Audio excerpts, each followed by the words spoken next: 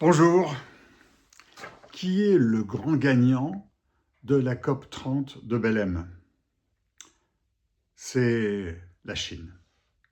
On est le 17 novembre, les conclusions sont dans quelques jours, mais on sait déjà que ce sera comme ça. En fait, c'est écrit, cette conclusion, depuis la COP 21 de Paris, ou un petit peu plus tôt, la COP Copenhague n'a pas été glorieuse, mais voilà où nous en sommes, ça fait plus de 10 ans que c'est comme ça. Il y a 3 points. 3 points. Le premier, c'est le gaz à effet de serre. Le gaz à effet de serre, c'est l'élément référence de la COP, du CO, donc le CO2, hein, c'est le gaz à effet de serre. Comment diminuer les émissions de gaz à effet de serre? C'est ce qui a été défini dans le GIEC, qui est la création, si on veut, de la COP. Diminution des gaz à effet de serre.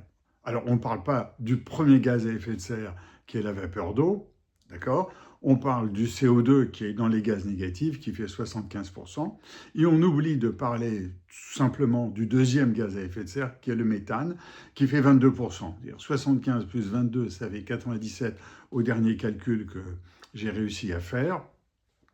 On ne parle pas donc de plus de 20% des gaz à effet de serre, et dont le tiers vient du pétrole, du gaz, du charbon et des bioénergies.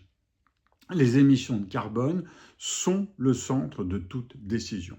C'est le baromètre de la COP. De combien a-t-on baissé, de combien doit-on baisser les émissions de carbone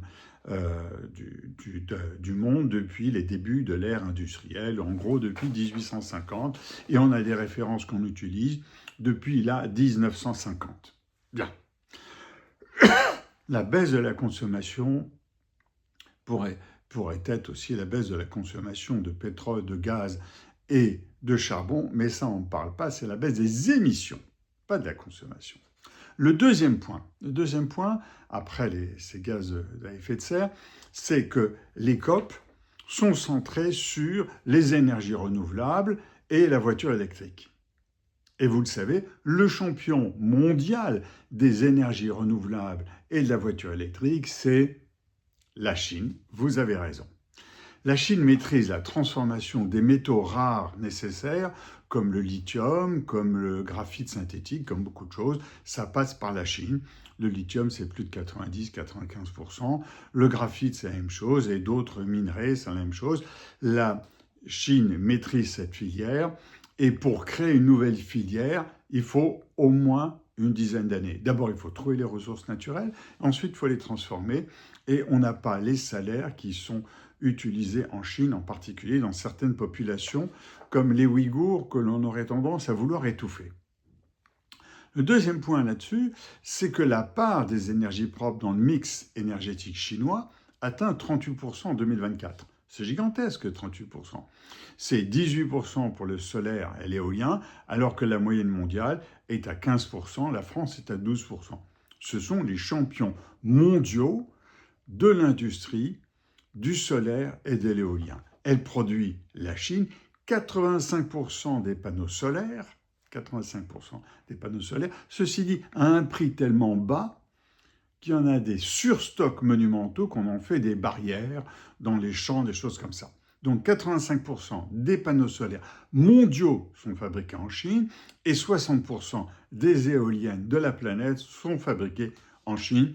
Les Européens sont à peu près effacés de ce schéma, sauf pour les éoliennes maritimes. La France, concernant les batteries, elle domine tout le secteur, de l'extraction du lithium à la conception et la transformation des matières, à la conception des machines qui équipent les gigafactories.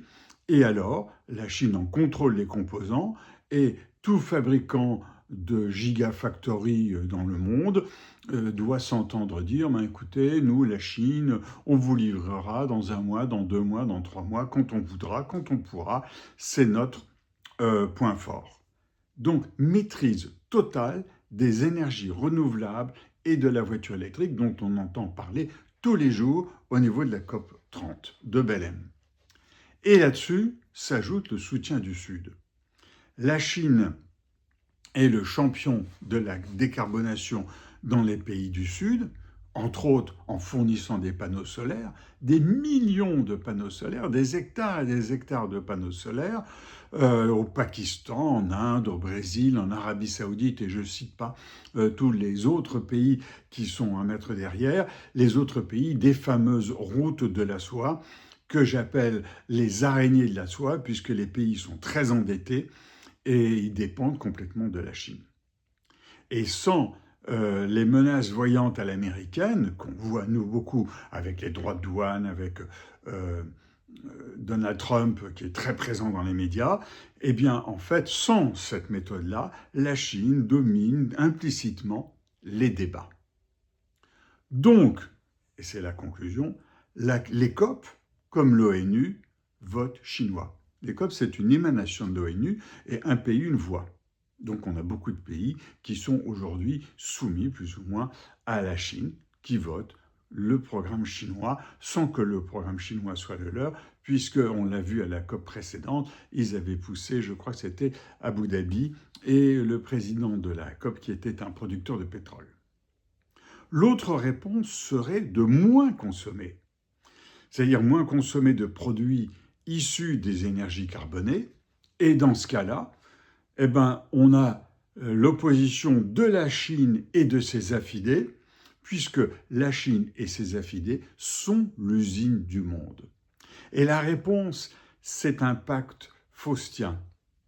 Rendez-nous la vie facile, nous dit la Chine. Aidez-nous, ne nous embêtez pas à produire. Rendez-vous la vie facile à vous-même. Pourquoi ? Parce que vous aurez des produits pas chers, comme du solaire, comme de l'éolien, comme des voitures électriques. Et alors, vous répondrez aux objectifs des COP. Baisser les émissions de carbone pour sauver la planète. Sauvons la planète et sauvons la Chine. Je repars en plongée. À bientôt.